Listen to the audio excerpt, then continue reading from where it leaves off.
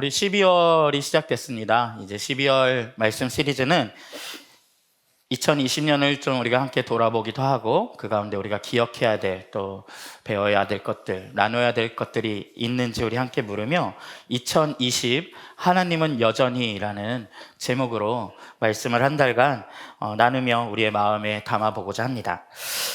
그 첫 주인 오늘은 특별히 세례식이 함께 진행되는 예배입니다. 오늘 세 분의 형제 자매가 세례를 받게 되시는데요.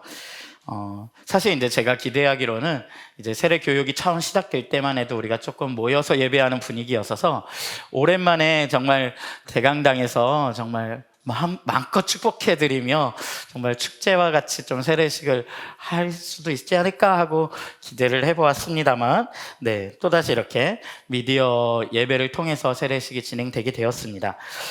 근데 어쩌면 우리 2020년을 돌아보는 말씀 시리즈, 2020 하나님은 여전히라는 이 말씀 시리즈 2020년을 기억하며 나눈다고 할 때 이런 형태로 진행되는 것이 이 말씀 시리즈에 좀 더 어울리는 것일 수도 있겠다, 어울리는 형태일 수도 있겠다라는 생각을 하게 됩니다. 우리 가족들께서는 비록 미디어 예배지만 마음을 다해서 우리 오늘 세례받는 세 분의 형제 자매님을 축복해 주시고 마음을 활짝 열어서 이들을 가족으로 환대해 주시기를 부탁드리겠습니다. 코로나19 기간 중에 우리 사이에 많이 오간 질문 중 하나는 어쩌면 입 밖으로 꺼내지 않았어도 우리가 가지고 있던 질문 중 하나는 하나님 지금 어디 계십니까? 하나님 지금 뭐 하십니까? 라는 질문이었을 것입니다. 사람들은 감당하기 힘든 상황 앞에서, 삶의 어려움 앞에서 이 질문을 던지고 합니다. 하나님은 어디에 계신가? 이 질문은 하나님의 공백을 드러냅니다. 하나님이 계셨으면 하는, 하나님이 해주셨으면 하는 자리와 일의 공백이지요. 누구나 인생에서 이 공백을 경험합니다. 여러분은 이와 같은 질문, 하나님 지금 어디에 계십니까? 하나님 지금 뭐 하십니까? 라는 질문 살면서 몇 번이나 마음속에 떠올려 보시거나 던져 보셨나요? 사실 셀 수도 없이 수많은 횟수일 것입니다. 어쩌면 우리는 말씀드린 대로 2020년 내내 이런 질문을 간직하고 있었는지도 모르겠습니다. 또 어떤 분들은 어느 한순간이나 한 지점이 아니라 인생의 긴 기간 동안에, 긴 시간 속에서 이 질문을 품고 살아가기도 합니다. 하나님께서는 이 절박하고 진실하고 꼭 필요하며 심지어 이타적이기까지 한 우리의 어떠한 기도들, 우리의 어떤 의도들에 왜 응답하지 않으실까? 하나님 왜 아무것도 하지 않으십니까? 하나님이 계시다면 어떻게 이런 일들이 일어날 수 있을까와 같은 질문을 던지면서 살아갑니다. 아마도 예수님이 태어나시기 전 이스라엘도 그런 시간을 보내고 있었을 것입니다. 역사 속에 나오는 웬만한 굵직한 이름을 가진 정복자들이 이 예수님 태어나시기 전에 이스라엘을 모두 거쳐갑니다. 그들은 아시리아, 바벨론, 페르시아로 이어지는 그 포로 생활에서 어렵게 돌아와 어려움 중에도 성벽을 쌓고 성전을 짓고 나라를 재건하며 하나님이 보내주실 메시아를 기다리고 있었습니다. 그 메시아를 기다리던 이 이스라엘이라는 민족에게 메시아를 만나기 전에 이들은 마케도니아의 정복자 알렉산더를 먼저 만나야 했고 로마라는 정말 거대한 군사력을 가진 나라 앞에 무릎을 꿇어야 했습니다. 그들은 자신들을 구원해 줄 메시아를 하나님께서 보내주시고 하나님의 손길이 자신들을 붙잡을 거라고 고대하고 있었지만 하나님의 침묵, 하나님이 계시지 않는 것 같은 기간, 공백은 길어져만 가고 있었습니다. 1, 2년? 아니요. 수십 년? 아니요. 수백 년에 걸쳐서 이 일이 진행되고 있었습니다. 인간은 사실 그 공백을 두고 그냥 살아갈 수가 없는 존재들입니다. 하나님이 계셔야 할 자리에 공백을 어떤 것으로든 메꾸지 않고서는 한 발짝도 뗄 수가 없습니다. 질문에 대한 답을 어떤 방식으로든 가져야만 인간은 살아갈 수가 있습니다. 그래서 그 공백을 메꾸기 위해 온갖 것들과 부단한 노력을 하고 세계관을 만들기도 하고 종교와 진리 안에서 답을 찾으려고 하기도 합니다.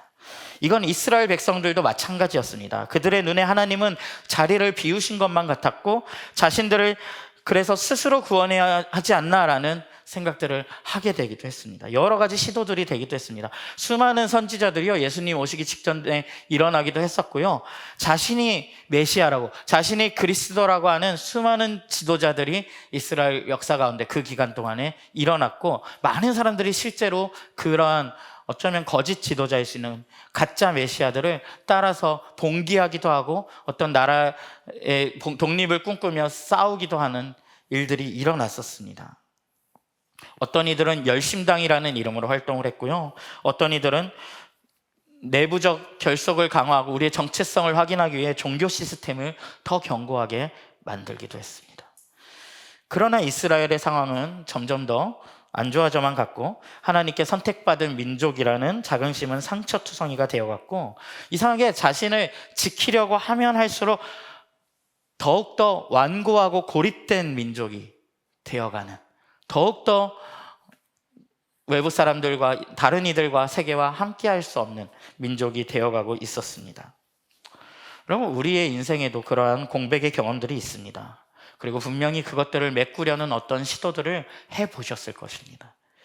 오늘 세례를 받으시는 세 분도 이러한 인생의 공백을 경험하셨고, 하나님은 어디에서 무엇을 하고 계신가 그 질문을 가져보기도 하셨고, 스스로 인생의 공백을 메꿔보려고 애써보기도 하셨던 분들이십니다. 우리 먼저 김범준 형제 이야기를 좀 해볼까 하는데요. 한번 사진을 좀 보여주시죠. 네, 이런 세례자 사진 보신 적 있으신가요? 네, 뭐 세례팀에 갑자기 뭐 컨셉이 바뀌었다거나 방침이 바뀐 게 아니거든요. 이 사진이 우리 김범준 형제의 많은 면을 설명해 주는 것 같지 않나요? 뭔가 벌써 딱 사진을 보는 순간 이 형제에 대해서 좀 알 것 같다. 네, 이런 면들이 있지 않나요? 사실 아까운 사진이 굉장히 많은 걸로 알고 있습니다. 범준 형제가 훨씬 더 명사진을 많이 남긴 걸로 알고 있는데, 범준 형제는 다니던 대학에서 응원단장까지 했을 정도로 끼도 많고, 갑자기 사진이 막 이해가 되죠? 네, 자신감도 있어 보이는, 그리고 보시는 것처럼 정말 티 없이 맑아 보이는 형제예요. 대화해 보시면 알겠지만 정말 맑은 형제예요. 근데 이 티 없이 맑아 보이는 형제에게는 그런 인생의 공백이 없었을까? 우리가 보듯이 범준 형제는 공백이 없었을 것만 같지만 공백이 없어 보이는, 그런데 사실은 공백이 없는 것이 아니라 공백이 없어 보이려고 하는 한 사람이었습니다. 범준 형제는 스스로 간증문에 계속 고백하기를 남에게 잘 보이는 것이 굉장히 중요했대요. 그리고 스스로 표현하기를 자신을 착한 사람으로 코스프레했고, 어떤 사람들은 그것이 코스프레라는 것을 알았을 때 상처받기도 했지만, 다수의 사람들은 자신을 여전히 착한 사람으로 알았기 때문에 그런 적은 무리의 상처들은 무시하면서 살았다라고 합니다. 그런데 사실 범준 형제 안에는 실제로 이런 어떠한 내면의 상처들, 어떤 자신의 인생에 가지고 있는 공백들이 분명히 있었습니다. 다만 남들에게 들키지 않게 그것들을 가지고 있었죠. 범준 형제가 이렇게 고백해요. 그러면서 내가 상처받으면 나의 상처는 그 어떤 것보다 크다고 속으로 생각하면서 겉으로는 난 대인배니까 항상 웃고 다니는 겉과 속이 무척 달랐고, 성공 혹은 누군가에게 잘 보이기 위해서라면 사람을 도구로서 생각한 것 같습니다. 최근의 삶을 생각해 보면 제가 한 대학교 단체 회장으로 있을 때 많이 나타났습니다. 어쩌면 아까 말한 응원단이겠죠. 아이들을 위해서 잘 해주긴 했지만 단체의 강한 규율을 이용해서 나의 뛰어남을 드러내기 위한 후배들을 도구로 생각했습니다. 이러한 저의 태도는 끊임없이 남에게 잘 보이기 위해 사람들에게 상처를 주게 되었습니다. 그리고 잘 보이기 위해서 계속 새로운 것들을 하였지만 이 모든 것들은 다른 사람에게 잘 보이고 내가 잘나 보이게 하기 위한 것들이어서 이것으로 내 마음을 계속 채울 수 없는 것들이었습니다 라고 말하고 있어요. 범준 형제 간증을 읽어보면 계속해서 반복해서 등장하는 표현이 있는데, 아까도 말한 잘 보이기 위해 라는 표현입니다. 잘 보이기 위해. 아마도 이것이 범준 형제가 자신의 삶의 공백을 메꿔보려고 하는 시도, 노력이 이 표현에 담겨 있지 않은가 라고 생각을 해봅니다. 잘 보인다는 것은 무언가를 꾸미고 감춘다는 것이고, 그것은 범준 형제의 감추려고 한 것이 바로 범준 형제의 인생의 공백들이었겠죠. 하나님께로부터 찾아야 하는 어떤 인정과 안정을 하나님께로부터 구하지 않을 때 우리는 잘 보이기 위해서 살 수밖에 없습니다. 범준 형제의 어린 시절 가정에 좀 어려움들이 있었던 것 같아요. 친지 중에 어떤 불화들이 있었고 그걸로 인해서 친척 중에 한 분이 어머니를 실제로 뭐 죽이려고도 하신 막 이런 사건들이 있으면서 그것에 어떤 부부가 같이 대처하는 과정 가운데서 어떤 갈등들이 더 심해지시기도 했던 일들이 있었고, 부모님께서는 그것을 넘어서 우리 자식만큼은 우리의 관계는 이렇지만 자식만큼은 잘 키워내겠다라는 그런 것들이 범준 형제의 어떤 생각 속에 더 자리 잡게 되는 일들이 되었던 것 같습니다. 아마도 어쩌면 이건 간증문에 써 있진 않지만 범준 형제의 마음속에는 그것이 부모님을 기쁘게 하고 가정을 지키는 것이라고 생각했을 수도 있을 것 같습니다. 그래서 범준 형제는 끊임없이 잘 보이기 위해 자신의 겉모습을 스스로 코스프레라고 표현하는 그러한 삶으로 살았던 것이죠. 우리 두 번째로 만나볼 이는 형제는 홍요한 형제입니다. 우리 홍요한 형제는 제가 처음 봤을 때 좋은 의미에서 청년인 줄 알았는데 너무 훤칠해가지고 나이를 알고 보니까 중3 학생이었어요. 우리 교회가 중3 학생들에게는 세례를 주는 경우가 사실 별로 없거든요. 그래서 역시 어렵지 않을까 처음에는 그랬는데, 요한 형제가 지금 미국에서 공부 중이어서 한국에 와 있는 시간이 너무 제한적이어서 우리 공동체에서 꼭 세례를 받았으면 하는 마음이 있었는데, 그 고백이 만약 진실하고 우리가 나누는 진리를 잘 이해하고 있다면 세례를 주기로 결정을 하고 세례 풍삼초를 하고 세례 교육에 참여하면서 이 세례를 진행하게 되었습니다. 우리 홍요한 형제는 모태신앙이었고 교회에서 보니까 추억도 굉장히 많았던 것 같아요. 교회가 곧 놀이터였고 자신의 삶터였던, 그래서 행복한 어린 시절을 교회에서 많이 보냈던 형제입니다. 그런데 요한 형제가 본격적으로 공백을 경험하고, 중3인데 벌써 인생의 공백, 너무 놀랍죠. 네. 질문을 경험하고 시작한 시기가 이 공부를 하기 위해 미국에 가면서부터였던 것 같습니다. 아직 어린 나이라고도 하시는 요한 형제에게 몇 가지 어려운 일들이 발생을 합니다. 먼저 그것은 친구 관계에서 일어났는데요. 한번 읽어드릴게요. 미국에서 처음 2년은 자신의 인생이겠죠. 15년 동안 가장 힘든 순간 중 하나였다. 내가 오르려고 고군분투했던 가장 높은 산은 친구를 사귀는 것이었다. 그러던 어느 날 산상수훈을 읽던 중 예수님의 가르침을 보고 느끼며 도무지 이해가 되지 않았다. 나는 예수님이 이웃을 사랑하기 위해 비이성적으로 자신을 희생하는 이유를 이해할 수가 없었다. 그러나 더 나은 해결책을 찾지 못할 것 같았기 때문에 최대한 아키오라는 친구 이름인 거죠. 아키오에게 친절하게 대하고 예수님의 사랑을 보여주기로 마음먹었다. 처음 몇 달 동안 나의 전략이 전혀 효과를 보이지 않았다. 아키오는 친구들을 나를 왕따시키는 계획에 끌어들임으로써 나의 나날은 더욱더 생기를 잃어갔고 우울함이 그 자리를 메꾸었다.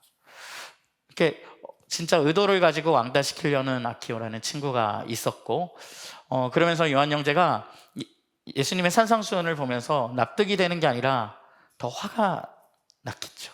자신의 삶의 어떤 해결에 어떠한 지점에도 공감되지 않는 그것들을 보았던 것 같아요. 이게 어려서부터 봤던 말씀이었을 텐데, 요한 형제 실제 삶의 어떤 어려움에 부딪히면서 갑자기 이것이 갭이 생기기 시작한 거예요, 마음에. 그러면서 미국에서 무신론자이신 큰아버지와 함께 지내게 되면서 기독교 논쟁을 계속했대요. 그러면서 요한 형제가 안타깝게도 큰아버지가 고민을 하신 것이 아니라 요한 형제가 믿음을 의심하기 시작합니다. 요한 형제의 불안은, 그래서 이 불안을 해결하기 위해서 요한 형제가 한 방법을 보니까 성경을 더 깊이 연구하기 시작했는데, 그럴수록 의심이 해결되는 것이 아니라 예수님의 부활이 진짜 사실인가? 하나님이 정말 존재하시기는 하는가? 점점 이 삶의 어떤 정황들과 이러한 어떤 지식적인 의심들이 이제 맞물리면서 하나님과 점점 하나님을 믿기 어려워지는 상황들이 발생합니다. 그때 요한 형제가 이렇게 심경을 고백해요. 그때부터 예수의 추종자가 되기 위해 쏟은 시간과 노력은 모두 무용지물로 보였다. 나는 기독교인으로서 살면서 마음 중앙에 하나의 벽돌탑이 자리 잡게 되었다는 것을 깨닫게 되었는데, 바로 그리스도인의 정체성이라는 벽돌탑이었는데, 그 벽돌탑이 단단하지 않다는 걸 발견해요. 뭔가 물이 스며들어와서 그 돌들을 단단하게, 시멘트처럼 이렇게 단단하게 만들어야 되는데 그게 되어 있지 않구나. 왜냐하면 자신이 혼란과 혼돈을 겪는데 이 탑이 무너져 버리는 것을 경험했다라고 아주 되게 굉장히 시적인 표현으로 그것을 표현하더라고요. 그러면서 큰아버지와 더 많은 대화를 나누면서 나의 우선순위는 급격한 변화를 겪었고 대신 돈과 교육을 추구하기 시작했다. 그 결과 나는 내가 끊임없이 친구들과 비교했고 그들을 부러워했다는 것을 깨달았다. 이 생각에 극치가 달하던 적이 작년 말 고등학교 입시를 준비하던 때가 아니었나 싶다. 시험을 준비하면서 나의 모든 것을 쏟아부었는데 시험 결과를 받고 실망스러웠고 하나님을 원망하기 시작했대요. 그러면서 우리 반에서 공부 못하기로 소문난 친구들까지 나보다 좋은 점수를 받았다. 나의 친구들은 아주 명성이 높은 고급 튜터들과 함께 공부하였다. 그 점이 가장 하나님께 원망스러웠던 것 같다 라고 말하고 있어요. 보세요. 예수님과 요한 형제의 관계가 지적으로는 어떤 관계가 이미 성립되어 있었고 문화적으로도 성립되어 있었지만 요한 형제의 말대로 물이 스며들어온 진짜 관계로 그것들이 서 있지 않자 어떠한 다른 외부적 환경과 생각들이 들어오니까 그게 혼돈이 오니까 갑자기 어떠한 삶의 우선순위들이 바뀌면서 인생의 공백들이 생기기 시작한 거예요. 그러면서 요한 형제가 했던 반응들이 뭐냐면 갑자기 친구들과 비교를 시작했고 시험 결과에 대해서 실망하고 하나님을 원망하게 되는, 그래도 이후에 감사하게도 요한 형제가 원했던 학교로 잘 진학은 했대요, 결과적으로는. 그럼에도 불구하고 그 과정이 마음의 어떤 비교와 불안과 하나님에 대한 원망, 이 친구들이 명성 높은 튜터들과 같이 공부하는데 하나님은 왜 내게는 저런 것들을 허락하지 않지? 라는 하나님에서 우선순위가 바뀌었을 때, 이 관계가 단단하지 않을 때 나타나는 전형적인 아주 공백들이 생겨났습니다. 그리고 이 표현 중에 나보다 공부 못하는 애들까지 나보다 시험을 잘 본다는 이 타인에 대한 어떤 인식들이 이런 인식들로 타인을 바라보는 시선이 생겨나기 시작하는 거지요. 하나의 짧은 기간의 사건이었지만 사실 인생의 공백을 경험하고 그것을 어찌 메꿔야 할지 모르는 대부분의 사람들이 요한 형제하고 비슷한 과정들을 경험을 합니다. 마지막 세 번째로 우리가 오늘 세례를 받으실 이는 우리 김경진 자매님인데요.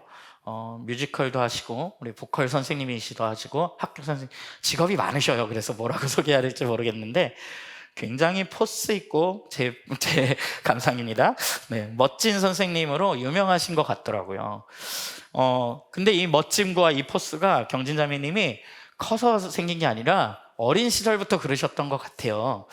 굉장히 어릴 때도 멋진 사람이었던 거죠. 너무 열심히 사는 사람이었고 한순간도 열심히 살지 않은 적이 없는, 여러분 난 한순간도 열심히 산 적이 있는가 싶은데 한순간도 열심히 살지 않은 적이 없는, 간증문도 첫 주에 보내실 때 벌써 12장을 보내실 정도로 자신의 캐릭터를 스스로도 이렇게 쓰고 계세요. 어린 시절을 쓰시는데 긍정적이고 욕망도 강하고 의지도 강한 아이였다. 그런데 교회를 다니면서 더욱더 그렇게 되었다. 교회도 굉장히 열심히 다녔어요. 놀랍지 않습니까? 어린 시절에 이렇게 교회를 열심히 다녔던 그 아이가 지금 여기 다시 세례를 받으러 와 있다는 게 뭔가 심상치 않은 인생의 여러 이야기들이 있겠구나 싶으시죠. 집안 형편이 어려서 초등학교를 막 6번이나 전학하며 옮겨 다녔는데 그때도 학교 생활에서 기가 죽거나 결코 아웃사이더로 살지 않으셨대요.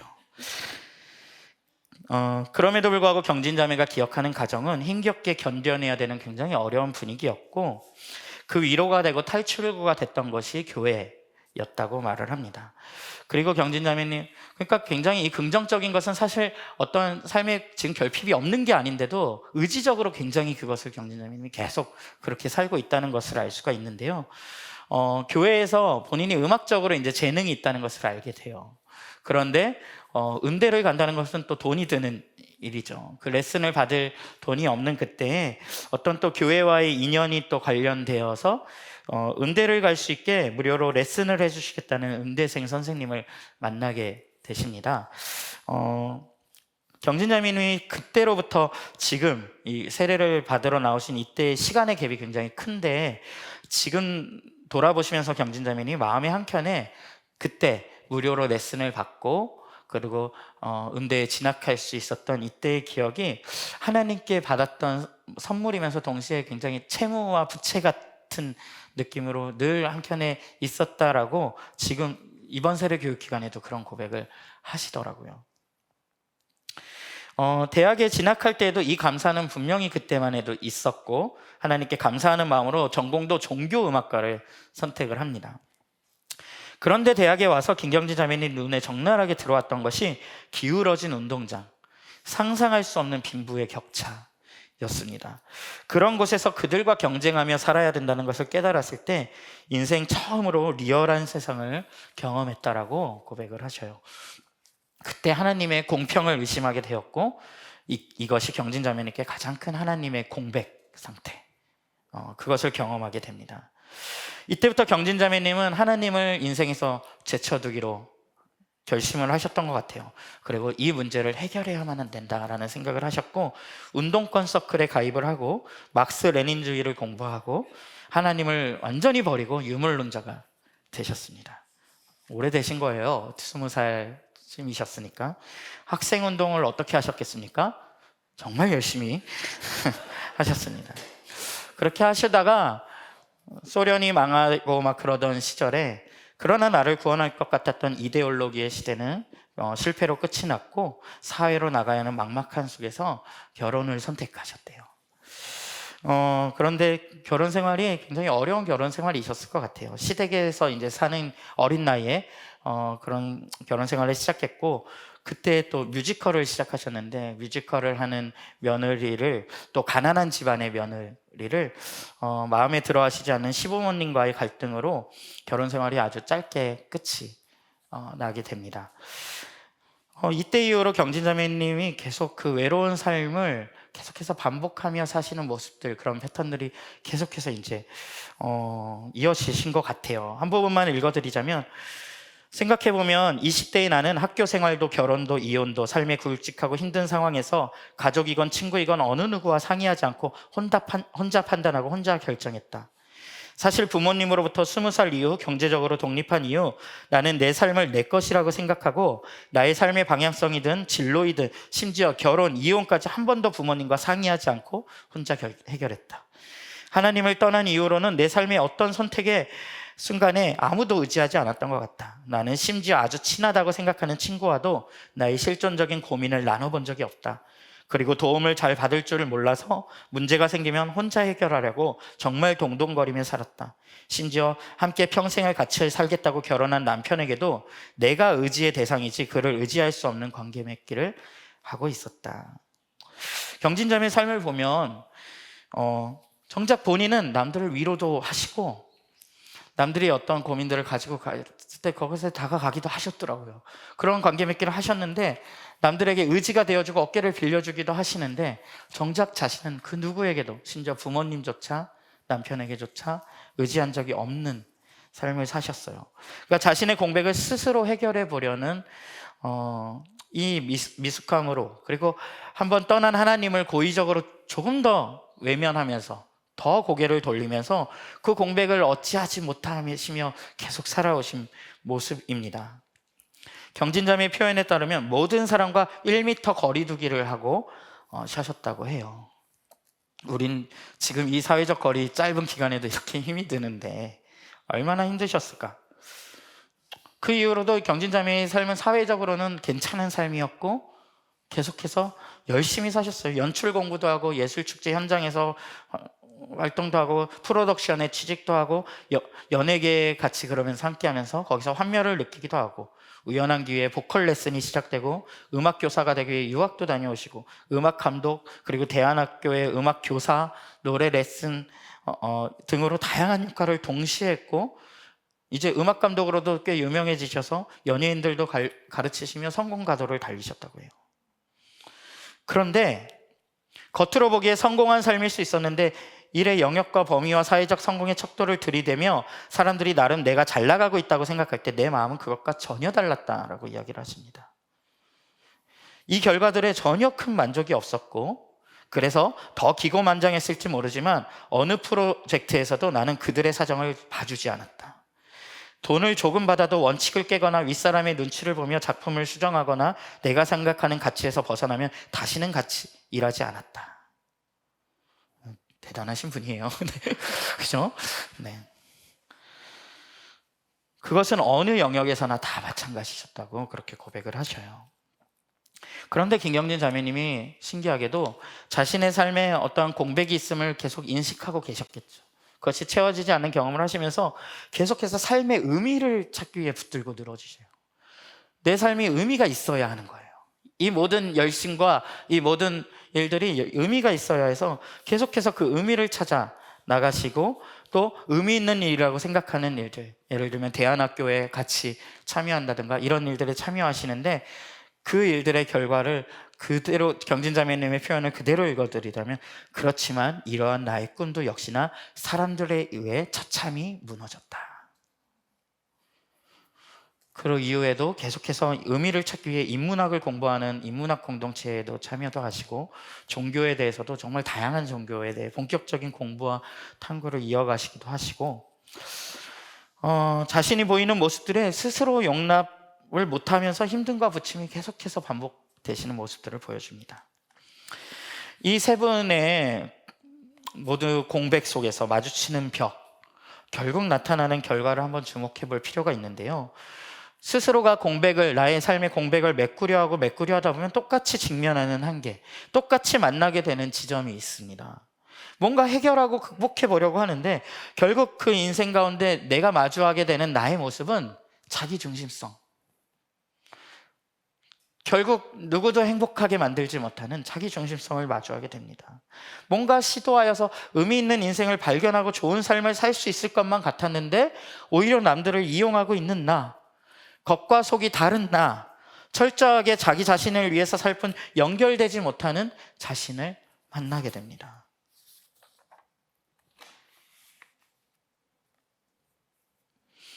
경진자매의 이러한 마음을 조금만 더 읽어드리면, 모든 사람이 나를 부러워하고 많은 후배들과 제자들이 따랐다. 그러나 나는 항상 모든 것에 만족하지 못했고 늘 완벽하지 않음에 불안하고 실패할까 봐 두려워했다. 의미가 중요하다고 말하면서 사람들을 소외시켰고 진정한 인간관계를 맺는 것에 두려워서 주변에 사람이 많았지만 나는 늘 혼자였다. 내가 연출에 대한 미련을 못 버렸던 진짜 이유는 거대한 꿈의 실현이 아니라 이대로 이 일을 포기하면 이혼과 동시에 나를 등졌던 세상에 지는 것만 같았기 때문이다. 그리고 예수님을 만나고 난 후 알게 된 것은 남편을 비롯한 나를 등진 인간들에 대한 복수심이 그 동기였다는 것을 알게 되었다. 이렇게 이혼한 후 10년이 넘어서도 그 상처가 전혀 치유되지 않았고 의미 있는 일을 하면 그게 치유될 것이라고 착각하며 상처를 안고 살아가고 있었다. 저는 이 간증들을 읽으면서 사실은 너무 마음이 아팠어요. 속상한 마음도 들었고 너무 열심히 사셔서 더 속상했고, 스스로 인생이 실패했다고 생각하셨다는 그 생각을 하신 우리 경진자매님이 그게 얼마나 힘든 일이었을까. 이 짧은 글이 다 담아내지 못하는 그 좌절의 크기, 그 세월의 크기가 얼마나 컸을까.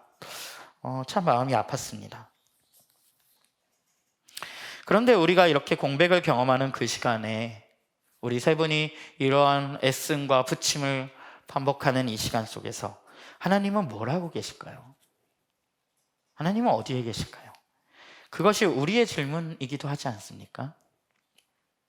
마태복음은요, 이상한 시작으로 신약 성경의 첫 문을 엽니다. 다들 열린 마음으로 성경 좀 읽어볼까 하면서 신약 성경을 펼쳤다가 마태복음 첫머리에서 만나는 장황한 족보에 마음이 다치는 경험을 해보셨지요. 그런데 이 마태복음의 이 이상한 시작, 신약 성경의 이 이상한 시작이 우리의 질문의 답에 힌트를 줍니다. 17절이 바로 이 족보의 요약인데요. 우리 한번 16절, 17절을 한번 같이 읽어보겠습니다. 마태복음 1장 16절, 17절 말씀입니다. 야곱은 마리아의 남편 요셉을 낳았다. 마리아에게서 그리스도라고 하는 예수가 태어나셨다. 그러므로 이 모든 대수는 아브라함으로부터 다윗까지 14대요, 다윗으로부터 바빌론에 끌려갈 때까지 14대요, 바빌론으로 끌려간 때로부터 그리스도까지 14대이다. 이게 무슨 얘기일까? 여전히 무슨 의미인지. 말씀드린 대로 이 17절은요, 이 마태복음의 첫 장을 여는 족보의 요약입니다. 그런데 이 구절이 의미하고 있는 바는 이 모든 족보가 아브라함으로부터 다윗까지 14대, 다윗으로부터 바벨론에 끌려갈 때까지 14대, 바벨론으로부터 끌려갈 때까지 그리스도까지 14대. 이것이 무엇을 뜻할까요? 실제 이 숫자가 정확한 것이냐라고 물으면은 어느 정도 각색된 숫자이거든요. 그럼에도 불구하고 왜 이 14대, 14대, 14대를 보여주고 있을까요? 하나님의 정확하신 의도와 이끄심 안에 분명한 목적을 가지고 이유가 있어서 여기 지금 기록된 이 모든 역사가 진행되어져 왔다는 것입니다. 이게 무슨 말이냐면, 이 역사가 지금 이스라엘이 이 역사를 지금 읽고 있잖아요. 이스라엘이 경험한 그 역사라는 것이, 인간의 역사라는 것이 그냥 흘러가는 대로, 시간이 흐르니 그냥 흐르는 방향대로 흘러온 것이 아니라 하나님이 그 시간의 주인으로 계셨고, 하나님의 의도에 따라 하나님의 감독 안에, 하나님의 연출 안에, 하나님의 손에서 이 모든 일이 지도를 받고 있었다는 것이에요. 이스라엘 사람들은 바벨론 포로 생활을 끝내고 돌아온 자신들이 왜 우리가 강대국이 되는 것이 아니라 계속 식민 지배를 받아야 하지? 하나님께서 자신들을 버리셨거나 하나님이 계시지 않을지도 모른다는 의문 속에서 이 세월을 보내고 있었는데, 그 공백이라고 생각했던 이스라엘 사람들의 이 시간을 끝내고 시작되는 복음서의 첫 장, 구약이 끝나고 한참의 시간이 흐른 뒤에 복음서가 첫 포문을 여는데, 그 시작이 바로 이 선언인 거예요. 내가 모든 이 역사를 연출하고 있었고, 내가 떠나거나 너희가 그냥 힘이 약해서 그 자리에 있는 것이 아니라 내가 이 역사의 주인으로 여전히 있었다라는 것입니다. 요즘 제가 일상에서 가장 많이 하는 일 중에 하나가 아기 분유를 타는 일인데요. 아기가 배가 고프면 당연히 울죠. 웁니다. 밥 먹는 시간이 되면 되게 정확하게 비교적 웁니다. 그렇기 때문에 대부분 이제 배가 고파서 운다는 거를 금방 알죠. 알고 몇 초간 이렇게 토닥거려주면서 밥꽃 줄게 하고 나서 얼른 분유를 타러 갑니다. 아기 분유 하나를 타는데 걸리는 시간이 고작해야 1분에서 2분 정도 걸리거든요. 그 시간 동안 아기는 뭘 할까요? 울죠. 아주 서럽게 웁니다. 얼마나 절박하게 막 웃는지 모릅니다. 답답하죠. 곧 밥을 줄 건데. 아기는 마치 진짜 죽기라도 할 것처럼, 막 큰 위기가 닥친 것처럼 서럽게 옵니다. 제가 분명히 말을 해줬거든요. 곧 밥을 줄 거야. 근데 아기에게 그 시간의 공백, 아빠가 분유를 타러 가 있는 그 시간의 공백을 아무리 설명해줘도 이해를 하지 못합니다. 배고프고 힘든 자신을 두고 자신이 울고 있는데 엄마 아빠가 자꾸 곁에 있지 않고 곁을 떠나는 거죠. 그러나 만약에 그 시간 그 아기를 위로해 주기 위해서 제가 분유를 타러 가지 않고 계속해서 옆에서 아유 많이 배고프지 하면서 서 있다면 어떻게 되겠습니까? 아기는 정말 큰일이 나겠죠. 우리 역시 이 14대에서 14대로 이어지는 이 장구한 역사의 흐름, 그 가운데 때로는 공백을 경험하고 우리는 그 아기처럼 그 공백을 이해하지 못합니다. 그러나 이 말씀이 뜻하고 있는 바대로 하나님은 우리가 공백이라고 생각하는 그 시간 속에서도 성실하게 일하고 계셨습니다.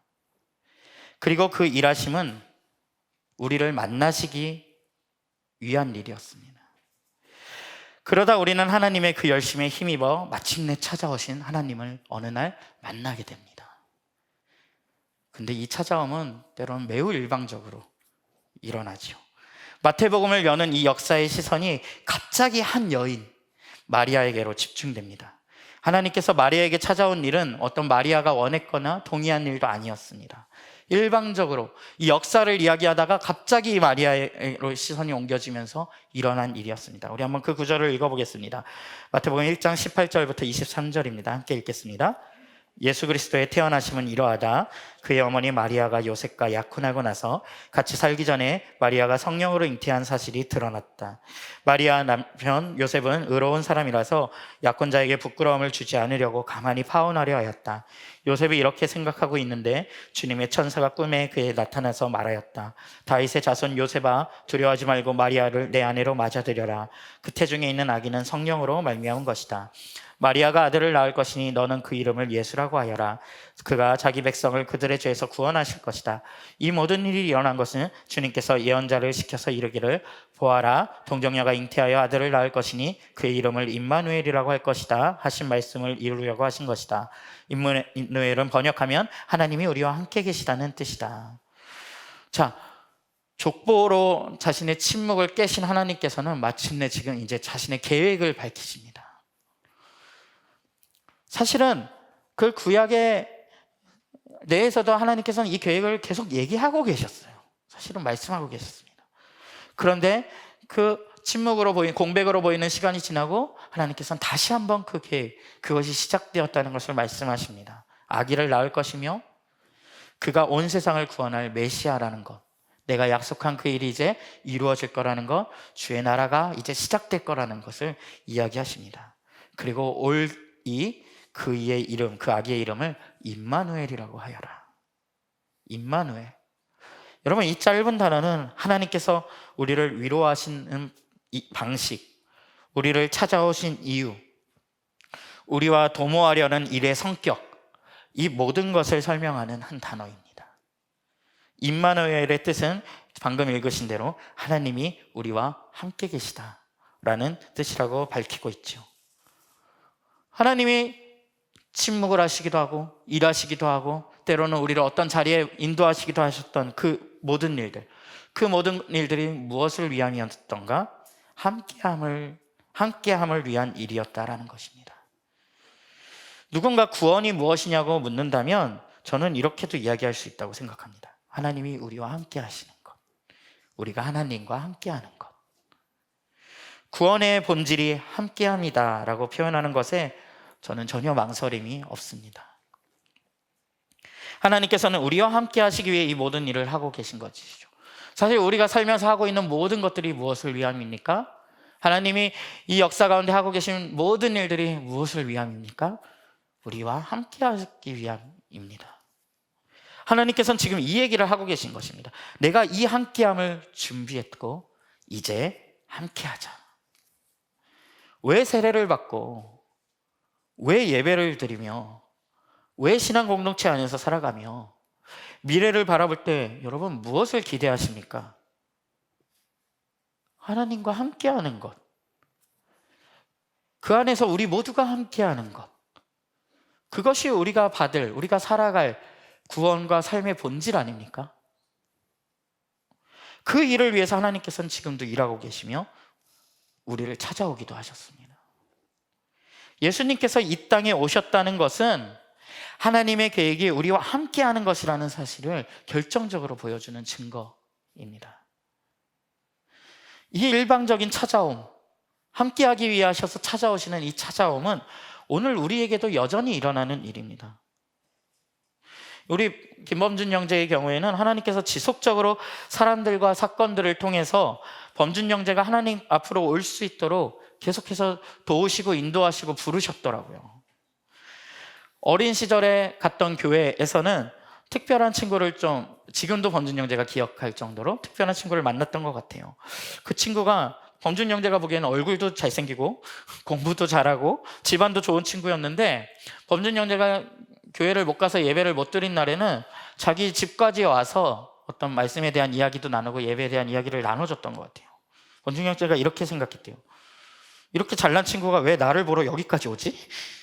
이상하다라고 생각을 했고, 그것이 기독교의 마음을 여는 중요한 계기가 되었다고 합니다. 그러면서 교회를 자연스럽게 다니는 것이 이제 당연하게 된 모습들이 있었다고 해요.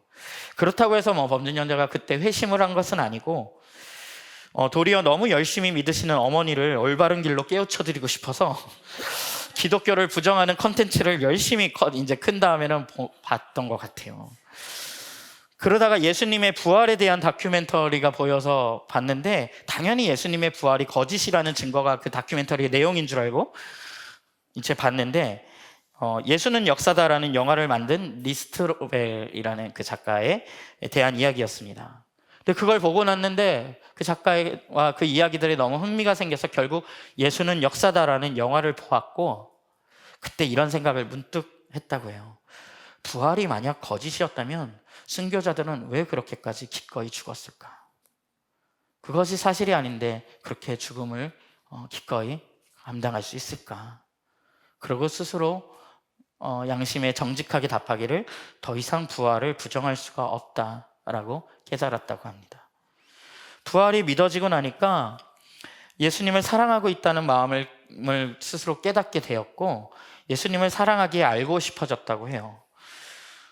저는 어머니를 깨우쳐드리기 위해서 노력했던 범준 형제의 노력, 그런데 우연히도 부활을 오히려 설명하는, 부활을 알려주는 영상을 보게 된 이 모든 사건, 이 우연처럼 보이는 이 사건이 어쩌면 하나님이 두드리시는 범준 형제를 향한 하나님의 노크가 아니었을까라고 생각을 합니다. 이후의 과정에서 범준 형제 스스로 본인 스스로가 율법적인 사고가 있다라고 생각을 하더라고요. 근데 범준 형제가 그것 때문에 힘들어하는 일들이 반복되는데, 이 문제를 놓고 오랫동안 고민하기도 했고, 또 우리 더불어함께 교회에 와서는 우리 서영석 목사님과도 6개월이 넘는 시간 동안 질의응답을, 네, 서영석 목사님 수고가 많으셨습니다. 네.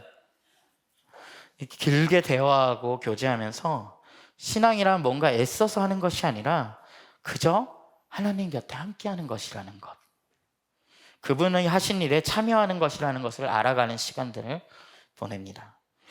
그리고 그 기간 동에도, 그 삶 동안에 만나게 하신 사람들을 통해 점차 예수님이 자신을 사랑하신다는 것, 받아주신다는 것을 받아들이는 시간들이 있었던 것 같아요. 범중 형제는 특별히 이 디베랴 호숫가에서 베드로를 기다려주셨던 예수님을 보면서, 예수님께서 나를 저렇게 기다려주시는구나 라고 예수님을 그 장면에서 보게 되었다라고 고백을 하더라고요. 이제 범준 형제가 하나님께서 자신을 만나시기 위해서 어떤 일을 하셨는지 깨닫기 시작한 것 같아요. 그러면서 이렇게 고백을 합니다. 하나님께서는 분명히 선악과를 먹으면 죽으리라 하셨습니다. 하나님은 말씀하신 약속을 반드시 지키시는 분이기 때문에 결국 하나님은 독생자이신 예수님을 우리에게 보내주셨습니다. 예수님께서는 하나님이셨고, 예수님은 아버지 하나님 믿음에 순종하여 우리에게 오셨습니다. 하나님의 사랑, 그리고 예수님께서 오심, 그리고 나에게 이 사실 하나가 전달되기까지 많은 믿음의 조상들, 그들의 죽음을 생각하며 결코 가볍지 않은 값없는 사랑에 대한 감사함으로 예수 그리스도께서 나의 주인임을 고백하게 되었습니다. 범준 형제는 자신이 하나 믿기까지 그냥 제가 자신의 삶 가운데 있었던 어떤 도와준 사람들을 넘어서 정말 성경에 나왔던 수많은 믿음의 조상들까지도 이런 노력과 수고가 나에게까지 이어져 온 거구나 라고 고백을 했던 거예요. 이것이 나에게 주어진 것이구나. 요한 형제가 세례를 받겠다고 했을 때 우리 교회가 아까도 말씀드렸다시피 먼저 풍선초를 제안을 했었습니다. 그런데 이건 너무 잘한 것 같아요. 당연히 했어야 되는 거지만 이 풍선초가 우리 요한 형제에게도 굉장히 특별한 시간이 되었던 것 같아요. 이렇게 말합니다. 주일학교를 거의 한 번도 빠지지 않고 출석하며 기독교에 관한 상식과 정보를 획득하였다. 모범생이에요. 굉장히 요한 형제가 신앙에 있어서. 또한 큐티도 누구보다 열심히 하였다고 생각했다. 그리고 하나님을 누구보다 독실히 믿고 신실한 그리스도인이라고 생각했다. 최윤호 전도사님과 풍선초 교육을 받으면서 죄와 자기 중심성에 대해서 배울 때 굉장히 섬뜩했다. 하나님을 원망하고 있던 나의 모습이 자기 중심성 때문이라는 것을 하나님께서 깨닫고 회개하게 해주셨기 때문이다. 그때 나는 뼛속까지 죄인이라는 것을 느꼈다. 나의 친구들과 비교하였을 때보다 느끼었던 처참함보다 더욱 심한 처참함을 경험하면서 나는 지금까지 무엇을 위해 살아왔나 반성하며 깊은 탄식에 빠지게 되었다. 그러면서 요한 형제가 고백하기를 풍선초를 할 때 시작된 것이 있었는데 예수님과 교제한다는 것이 무엇인지를 그때 처음 알게 되었고 그 말의 의미를 알게 되었고 그것이 시작됐다고 말을 해요. 그러면서 예수님과 나와의 관계를 통해 예수님이 나에게 가르쳐 주신 가장 중요한 교훈은 죄인으로서 드러나는 부족함을 하나님 앞에 내려놓고 하나님을 전적으로 의지해야 된다는 것, 하나님이 그걸 원하신다는 것을 알게 되었다라는 것을 그 교제와 함께 요한 형제가 경험했던 것 같아요. 네, 그게 복음이죠. 그게 복음입니다. 나의 어떠함이 아니라 하나님의 하신 일 때문에 내가 하나님을 의지할 수 있게 됐다는 거, 하나님 앞에 나아갈 수 있게 됐다는 거, 하나님과의 관계가 시작되었다는 거. 재밌는 표현을 해요, 요한형제가. 솔직히 예수님을 영접한 후 하나님께서 사무엘을 부르시는 그 유명한 사건과 같이 한밤중에 하나님께서 내 이름을 부르시는 일은 일어나지 않았다. 그러나 하나님께서는 하나님의 위대한 구원의 계획에 나를 초대하여 주셨다는 것을 깨달을 수도 있었다라고 이야기해요. 그러니까 사무엘처럼 이름을 불러주진 않았지만, 너무 귀여운 것 같아요, 이 표현이. 당신의 계획에 자신을 초대하신 하나님이시라는 것을 깨닫게 되었다라고 고백해요. 경진점에는 하나님이 더 오래 기다리시고 두드리시고 찾으셨습니다. 경진점에게 나이는 어리지만, 한참 어리지만 마음이 깊고 이야기를 잘 들어주고 자신을 이해해 주려고 노력하는 마음을 가진 터놓을 수 있는 몇 안 되는 친구가 있었다고 해요. 그런데 그 좋은 친구이자 동생이 가끔 감히 이런 말을 한 번씩 던졌는데, 가끔씩 자신이 다니는 교회에 가보자고 했대요. 그때마다 속으로 생각하기는 이 친구가 무식하면 용감하다고, 어떻게 나한테 신을 믿으라고 하는 거지? 라고 생각하고 무시했었다고 합니다. 이 마음을 알았을까요? 지금 갑자기 무섭게 떨고 있는 거 아니겠죠? 그리고 겉으로는 내가 너의 하나님을 무시하지 않듯이 너도 나의 무신론을 인정하라고 말을 했다고 합니다. 그런데 그 친구가 그 제안을 8년이나 계속했대요. 그 8년이나 지속한 대단한 자매님은 우리 공동체의 유은지 자매님인데요. 같이 공연도 하고 그러면서 이제 인연이 깊어지신 관계신 것 같아요. 가랑비에 옷이 젖는다고 마침내 8년 만에 나들목교회에 나오게 되었습니다. 할렐루야. 네, 아무리 가랑비에 옷이 젖는다지만 참 놀라운 일이죠. 경진자매님이 저하고 대화하면서 스스로 그런 말씀을 하신 적이 있어요. 지금 자신이 이렇게 세례를 받는다고 하면 자신을 아는 많은 이들에게 가장 쇼킹한 일 중 하나일 거라고. 이때 8년 만에 나오신 이때가 2015년이었는데요.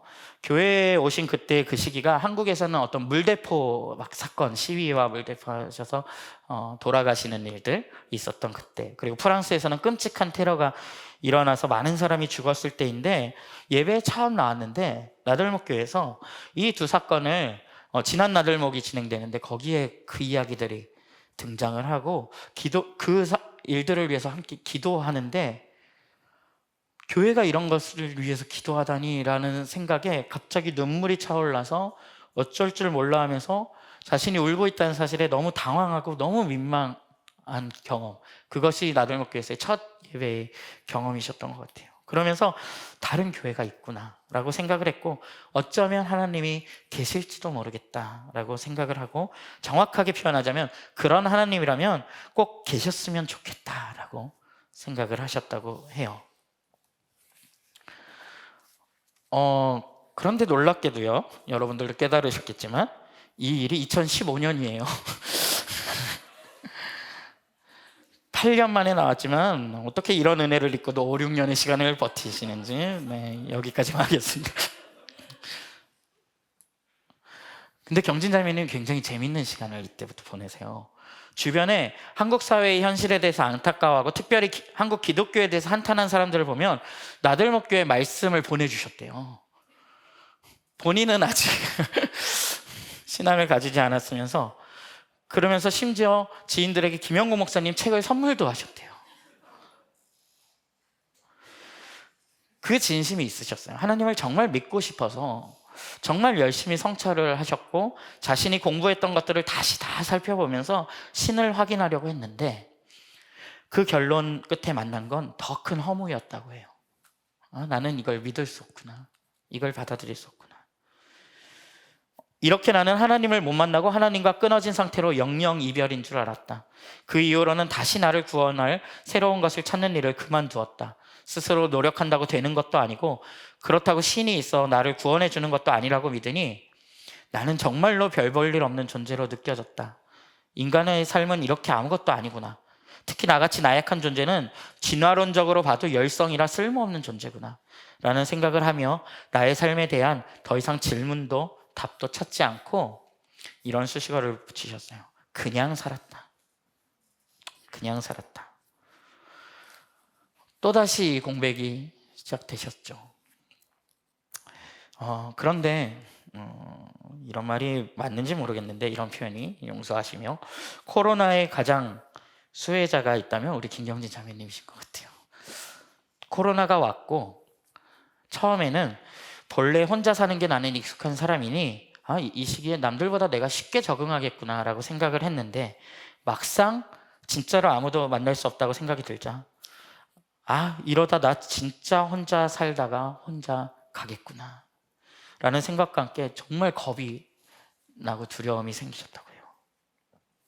그러던 중에 가족 안에서 어떤 힘든 일들도 좀 일어나서 겹치게 되었고 막 불안과 스트레스가 굉장히 극도로 달해있던 시기에 그러다가 유은지 자매에게 도시락을 좀 가져다 줄 수 있냐고, 그 도시락 먹는 게 아니고 말씀 묵상 큐티책을 꾸준히 사서 보셨더라고요. 굉장히 신기한 일들을 많이 하셨어요. 그것을 부탁하면서 유은지 자매를 다시 만나서 요새 가족 문제로 힘든 마음들을 좀 나누다가 은지 자매가 또 한 번 이런 제안을 해요. 다시 하나님을 만나보면 어떻겠냐고 제안을 하고 그때 내가 좀 알아보고 싶다라는 대답을 하셨던 것 같아요. 그러면서 우리 노혜영 간사님과 풍삼초를 시작하게 되었고 사실 저도 경진 자매님 이렇게 세례를 지금 받고 계신 게 저도 놀라운데요. 저도 이제 그 과정에서 같이 기도하고 은지 자매와 기도 제목을 좀 나눴었어요. 기도하고 혜영 간사님과 함께 은지 자매와 저하고 이렇게 셋이 모두 다 같이 기도하면서 하나님을 정말 만나시면 좋겠다 하고 기대하고 있는 바가 있었는데 풍삼초 끝에 정말 기대를 어김없이 벗어나시며 리서치를 선택하셨어요. 그래서 역시 더 시간이 필요하신가? 라고 생각을 했는데 그때 경진 자매님이 이 자기중심성이라는 문제에서 막히셨다고 했대요. 자신을 버리는 것이 왜 자유지? 그러면서 이제 풍삼 첫으로 못 넘어가시고 풍삼 첫 대신에 이제 요한과 함께 예수 찾기를 시작하셨는데 설교 영상으로도 보시고 책으로도 이제 보셨던 것 같은데 요한과 함께 예수 찾기 어느 설교에서 5번째 설교에 보면은 빵집 이야기가 나오는 예전 우리 교회 예배 영상이죠. 퍼포먼스가 있는데 어떤 배고픈 소년에게 어떤 붕어빵 파시는 분이 그 빵을 좀 그 소년에게 자존심 상하지 않게 주려고 막 배려하면서 이 빵을 네가 좀 맛봐주지 않을래? 테스트해주지 않을래? 하면서 나눠주시는 그 사랑, 그리고 그 소년이 나중에 커서 또 그 사랑을 나누는 이야기거든요. 그걸 보시면서 원래 극을 다루시는 분이시잖아요. 너무 흔한 스토리, 흔한 플롯, 흔하게 이야기할 수 있는 그 이야기가 그 연극을 보는데 예수님이 나를 저렇게 사랑하시고 있구나 라는 게 마음에 와서 쿵 하고 부딪히셨다고 해요. 그러면서 극적으로 하나님을 다시 만나게 되었다. 내가 간절히 바라던 진짜 사랑이란 무엇인가? 라는 답을 찾았기 때문이었다. 그것은 예수님이 성육신으로 우리에게 오셔서 우리의 눈높이에서 우리가 필요한 것이 무엇인지 아시고 그 필요한 것을 위해 십자가에 못 박혀 죽으시고 부활하심으로 자기를 희생하셨다는 것이다. 예수님이 하나님의 아들의 자리를 버리고 그 권세와 영광을 다 버리고 직접 인간의 몸으로 오셔서 우리에게 하나님의 사랑을 보여주시는 그 일들 하나하나를 나의 삶과 연관시켜 내시면서 진정한 사랑의 의미를 알게 되었다. 그리고 그동안 내가 나의 사랑하는 모든 사람들에게 나의 눈높이에서 사랑이라는 이름으로 얼마나 크나큰 폭력을 휘두르고 있었는지 깨닫게 되었다.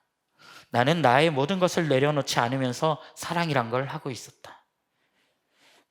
그리고 그날 밤 기나긴 기도 가운데 끊임없이 감사와 회개의 눈물을 흘리며 예수님이 나를 얼마나 사랑하시는지 느낄 수 있었다.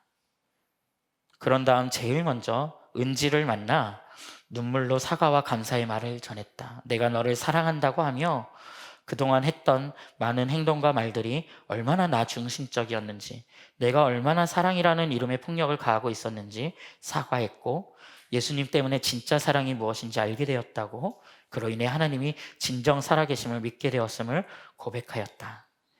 그리고 그 길에 나를 인도해준 은지에게 무한한 감사를 전했다 라고 말씀하세요.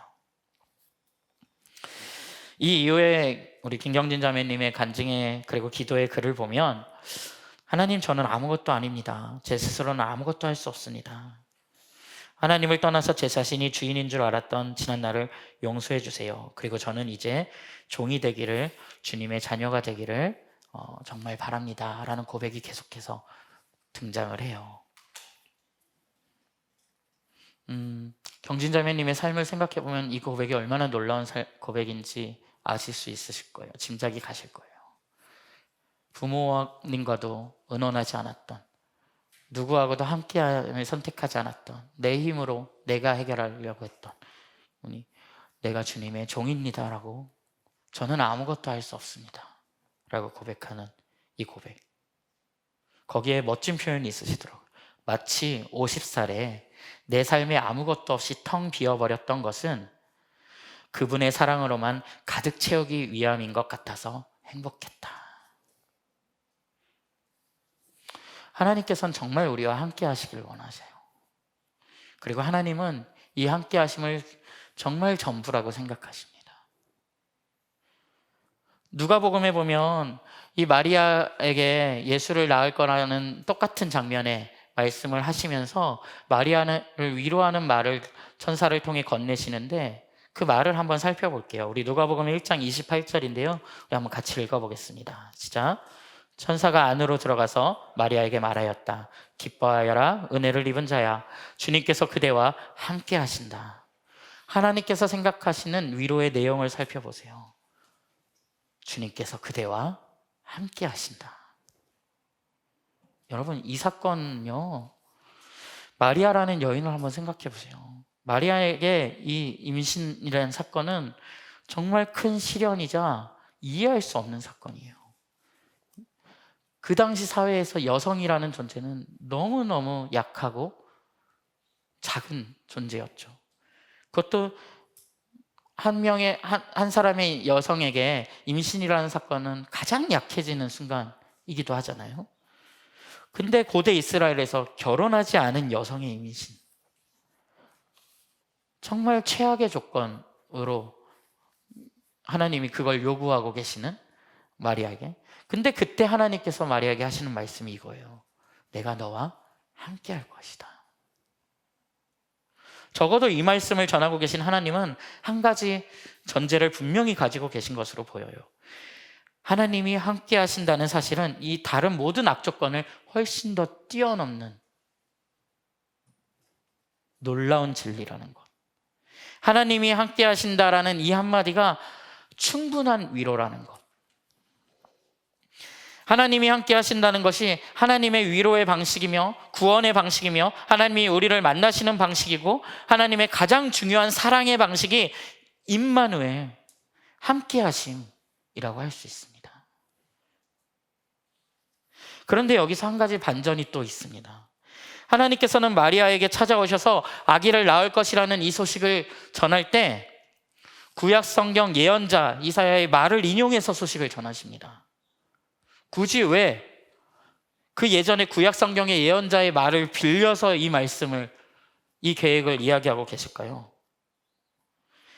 지금 이 사건, 하나님이 함께 하시기 위해 이 땅에 오시는 이 사건은 본래부터 계획된 일이고, 이 계획이 지금까지 이어져 온 것임을 지금 이해시키고 계신 거예요.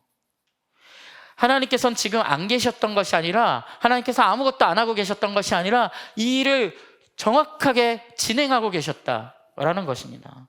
14대에서 14대로 이사야의 말로 약속하신 그 임마누엘, 그리고 지금도 함께 하신다는 그 말씀으로 여러분, 이 모든 사실들이 우리에게 무엇을 의미할까요? 사실 우리가 공백인 줄 알았던 그 시간들, 우리에게 공백은 없었다는 것입니다. 우리가 공백이라고 느꼈던 그 순간에조차 하나님은 늘 함께하고 계셨다는, 함께하셨던 하나님이시라는 바를 우리에게 말씀하고 계신 것입니다.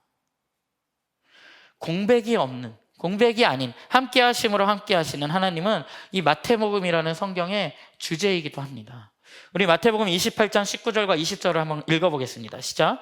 그러므로 너희는 가서 모든 민족을 제자로 삼아서 아버지와 아들과 성령의 이름으로 세례를 주고 내가 너에게 명령한 모든 것을 그들에게 가르쳐 지키게 하여라. 보아라, 내가 세상 끝날까지 항상 너희와 함께 있을 것이다. 방금 읽은 구절은 마태복음의 마지막 구절입니다. 내가 너희와 함께 있을 것이다. 그리고 오늘 저희가 본문으로 만난 구절은 이 마태복음의 첫 장의 구절이지요. 즉 마태복음은 함께함으로 시작하여서 함께함으로 끝나는 성경이라고 할 수 있습니다. 여러분, 마태복음 마지막 구절이 약속하고 있는 대로 우리 공동체가 이 일을 지금 하고 있지 않습니까? 찾는 이들을 향하여 열려 있고 우리가 세례를 주고 가르쳐 지키게 하는 공동체 아닙니까? 그 너희, 바로 우리와 하나님은 이미 함께하고 계셨고 지금도 여전히 함께하시며 세상 끝날까지 내가 함께할 것이다. 우리 세례자들께서도 이것들을 깨닫고 계시더라고요. 범중형제는 이 모든 과정이 하나님께서 자신을 이끌어 오셨던 과정이라는 고백을 하고 있고요. 요한형제도 마찬가지며 우리 경진자매님 아까 말씀했다시피 정말 어린 시절로 흘러가서 사실 돈이 없어 음대에 갈 수 없었던 그때 음악 공부를 하게 하셨던 그때부터 쭉 하나님의 은혜를 내가 사실은 잊고 있었더라고 세례 교육 중에 고백하시기를 하나님이 사실은 늘 함께 하셨다는 것을 이제는 알겠다라고 고백하시는 것을 우리 그 교육에 함께 했던 모든 이들이 함께 들었습니다.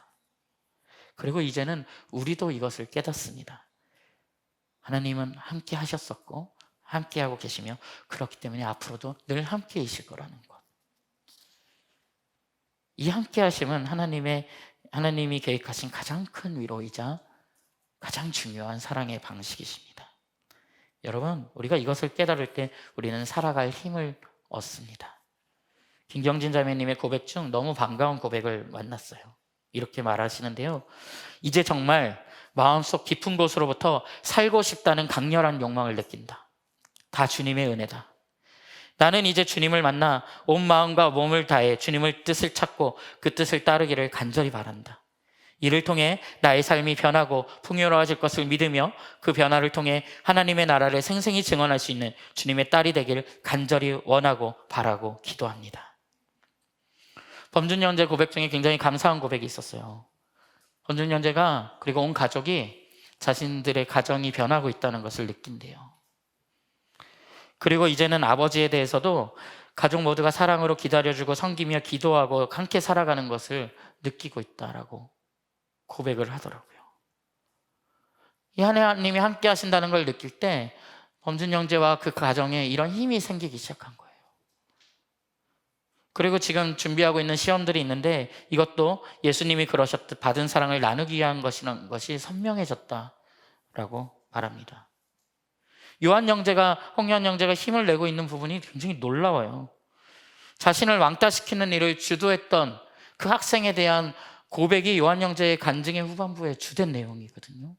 이렇게 말해요. 아키오라는 친구를 너무나도 사랑하셔서 예수님이 친히 세상에 오셨고 아키오의 죄를 사하여 주신다는 사실을 요한복음을 통해 읽으면서 깨달았다. 또한 우리 밖에 있는 양들을 구원하시는 일에 목자 되신 예수님이 직접 참여하시고 계신다는 사실은 아키오에 대한 나의 자세, 행동, 생각들을 송두리째 바꾸어 놓고 있다.